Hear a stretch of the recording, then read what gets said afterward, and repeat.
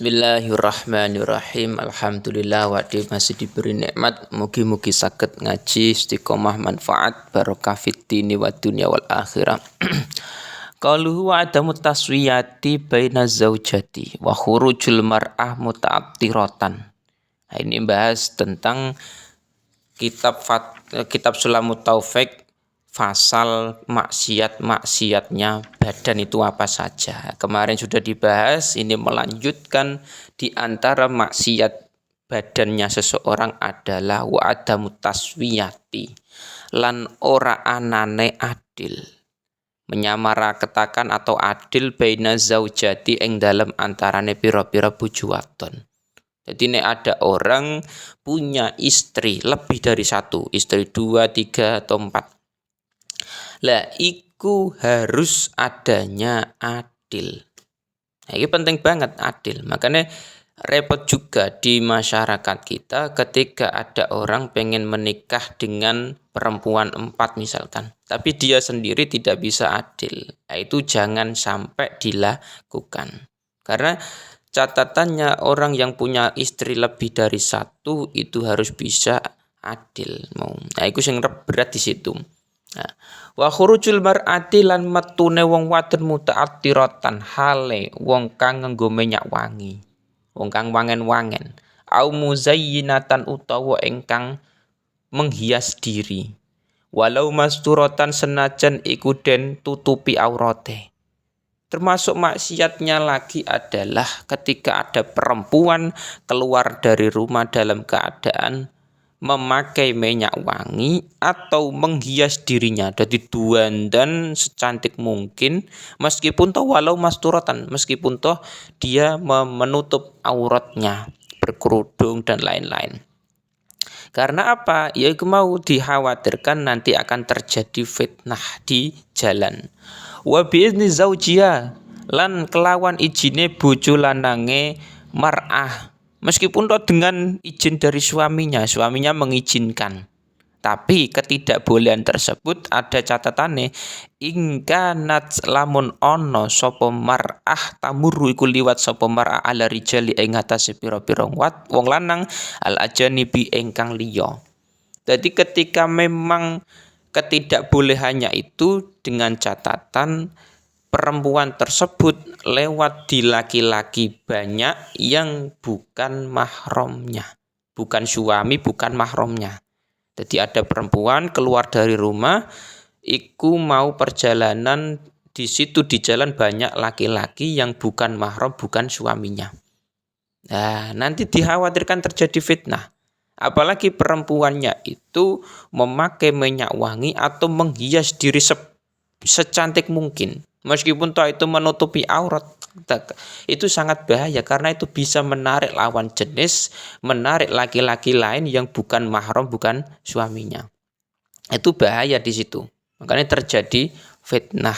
Nah, itu makanya perempuan itu kalau keluar rumah itu harus bisa menjaga dirinya, jangan sampai menimbulkan fitnah, jangan sampai menimbulkan fitnah di lawan jenis terutama laki-laki di jalan, itu bahaya. Wasihru lan nyihir atau menyantet.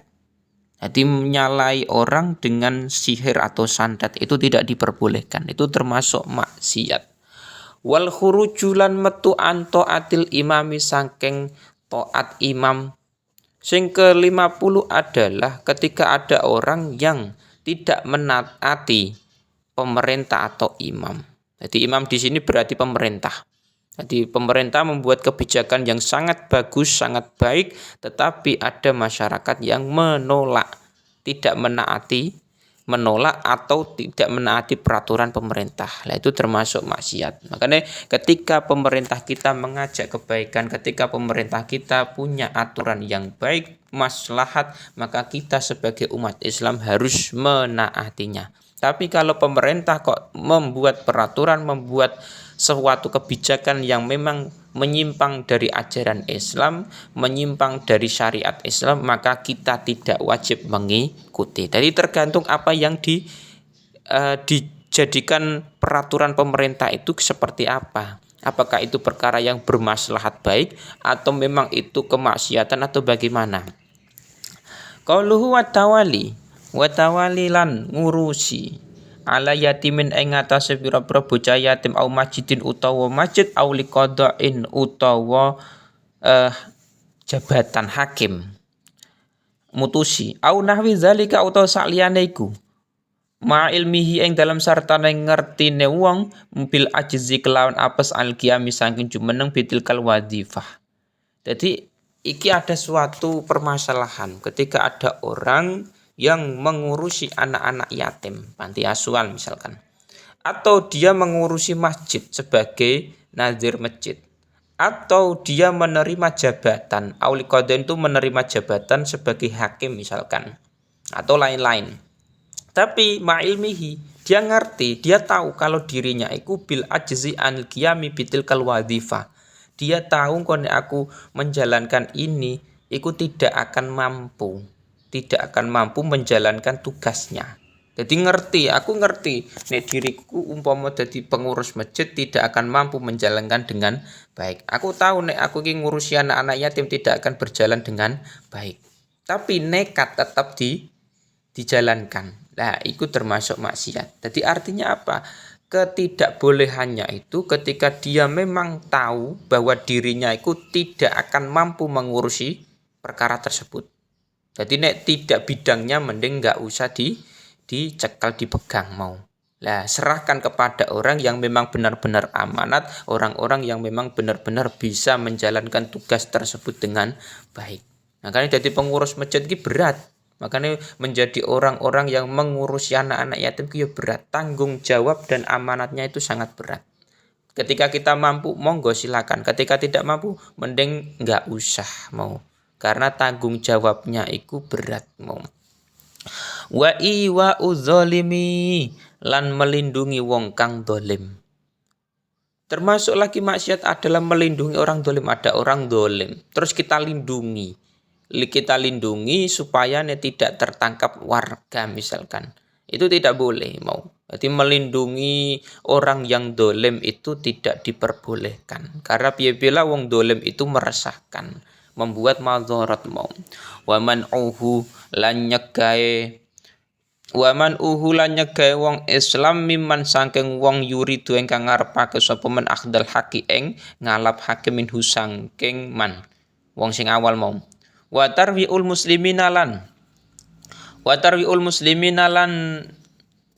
menakut-nakuti orang-orang Islam. Jadi termasuk maksiat adalah mencegah orang lain untuk mengambil haknya. Jadi misalkan orang lain punya hak utang kepada Zaid misalkan. Jadi Zaid utang 1 juta kepada Umar. Terus Zaid menghalang-halangi misalkan. Atau misalkan piye carane haknya Umar 1 juta yang dihutang oleh Zaid ku dihalang-halangi supaya nega ditagih. Itu termasuk maksiat. Jadi menghalang-halangi haknya seseorang itu tidak diperbolehkan. Hutang kan wajib dikembalikan. Wa tarwiul muslimin, termasuk lagi maksiat adalah menakut-nakuti orang Islam. Di jalan ada orang yang membawa peso. Nah, ketika masyarakat lewat di jalan tersebut ditakut-takuti dengan peso atau pedangnya misalkan. Lah itu nggak boleh mau. Karena membahayakan mau. Jadi di masyarakat kita itu jangan sampai punya sifat menakut-nakuti orang-orang muslimin.